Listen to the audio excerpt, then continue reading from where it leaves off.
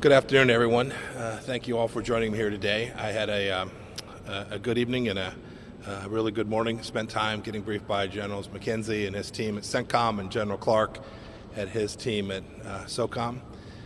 The purpose of my visit was to come down here and make sure that the State Department and the Department of Defense were deeply coordinated across a whole broad range of issues. We certainly discussed the ongoing tension in the Gulf, but we talked about a much broader range of issues.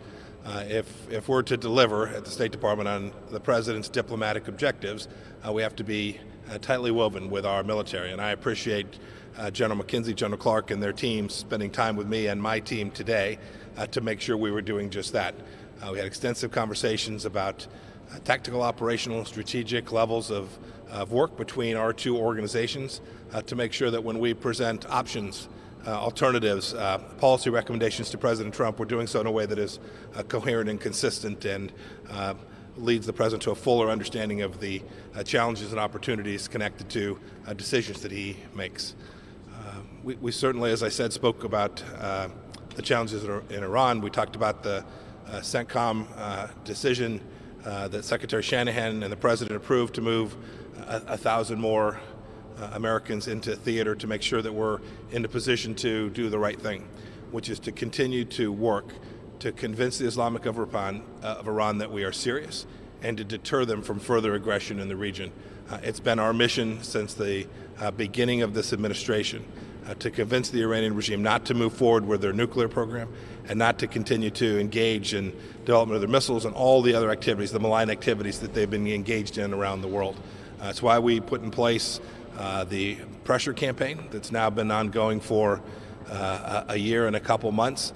It's been very effective, and now we need to make sure that we continue to do that so that we ultimately get the opportunity to convince Iran that it's not in their best interest to behave in this way.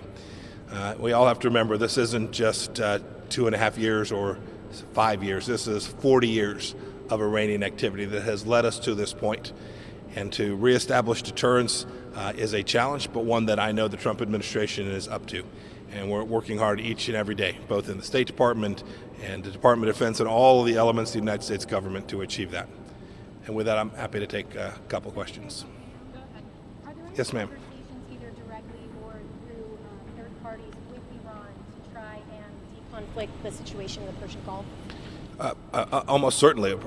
President Trump had sent President Abe to take a message of his to the leadership in Iran. You have to remember, these are messages for the leadership. I think the Iranian people are being woefully misserved by that leadership. But yes, we're engaged in, we have been engaged in many messages, even this moment right here, communicating to Iran that we are there to deter aggression. President Trump does not want war. And we will continue to communicate that message while doing the things that are necessary to protect American interests in the region. Japan and Germany have asked for additional proof of the attack on the tankers, and you said Sunday that you were going to provide that. When are we expected to see that? Yeah, we'll continue to provide additional information about those attacks, but we shouldn't focus on just those two attacks. Since the beginning of May, there are now over a half dozen different instances of Iranian attacks in the region. Some thwarted, some not successfully thwarted, and actually they had an impact.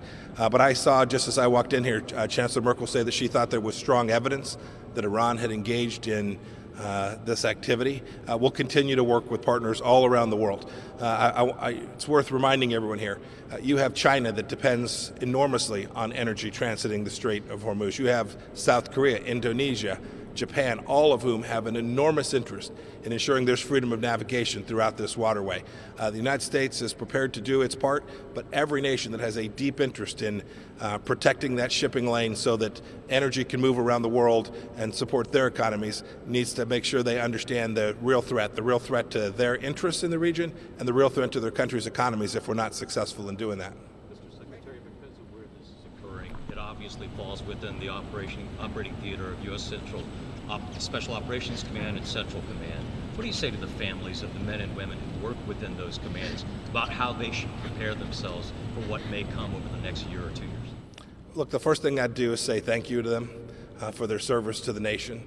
I know many of these young men and women. They are talented, capable, aggressive. They have put us in the place where we have this opportunity to deter Iran. And what I'd say to them is what I say to everyone who's engaged in this kind of service. America is deeply appreciative.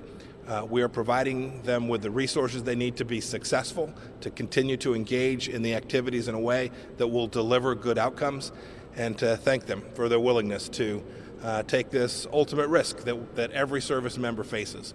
I remind my diplomats all around the world, they too face threats to themselves and to their families. And when I get a chance to talk to those officers at the State Department, those diplomats, I tell them the same thing I'd like to share with the families that are here at CENTCOM and at SOCOM. Thank them for their amazing professionalism work and their willingness to serve America at these challenging times. Mr. Secretary, you've said many times that the U.S. is not seeking war with Iran. But President Trump said this week that he would consider going to war over Iran obtaining nuclear weapons. Is that something that was discussed here today at CENTCOM? And can you give us any more details as to the different kinds? When we saw you on Sunday, you said military options were, of course, something that was being considered. Can you give us any more details about those discussions today? Look, one of the purposes of my visit today was to make sure that we were coordinated. The responsibility for diplomacy, achieving the strategic outcomes that President Trump has sent forth, falls on all of us, but the State Department has the first oar in the water on that. But we can't do that without making sure that we have the capability to respond if Iran makes a bad decision. If it makes a decision to go after an American or an American interest, or to continue to proliferate its nuclear weapons program. And so we talked about a broad range of issues here today across all of that spectrum. I know that the soldier, sailor, and airmen and Marines inside of CENTCOM are ready to respond to any threat that the Islamic government of Iran should present to the United States. And we talked about each of those and how to make sure that we were in sync and how we would prepare those options for the President of the United States. Of coming here to Tampa to talk with generals rather than talk with generals at the Pentagon? And should your trip here be a message to Iran? So I talk with generals at the Pentagon all the time too, so these are not mutually exclusive options. But it was important for me to get here into the headquarters where a lot of this work is doing. It made sure we didn't have to send a whole bunch of folks up to meet me in Washington. I got a chance to meet with not only those two leaders, but their teams today.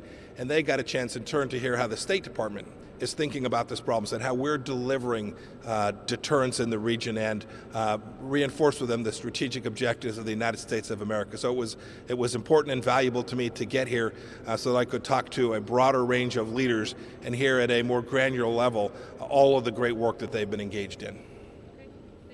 Great. I'll take one more. Anything to say about that? Yeah, I don't have anything to add to that. I'll say only this.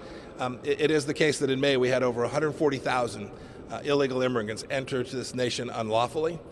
It is an important undertaking to ensure that we have sovereignty and security at our southern border. And so every action this administration is taking is designed to do just that.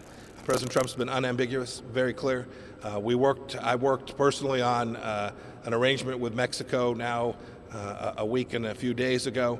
I am confident that we will get that under control, and it is important. It's important for American national security that we do, in fact, achieve that. Thank you all.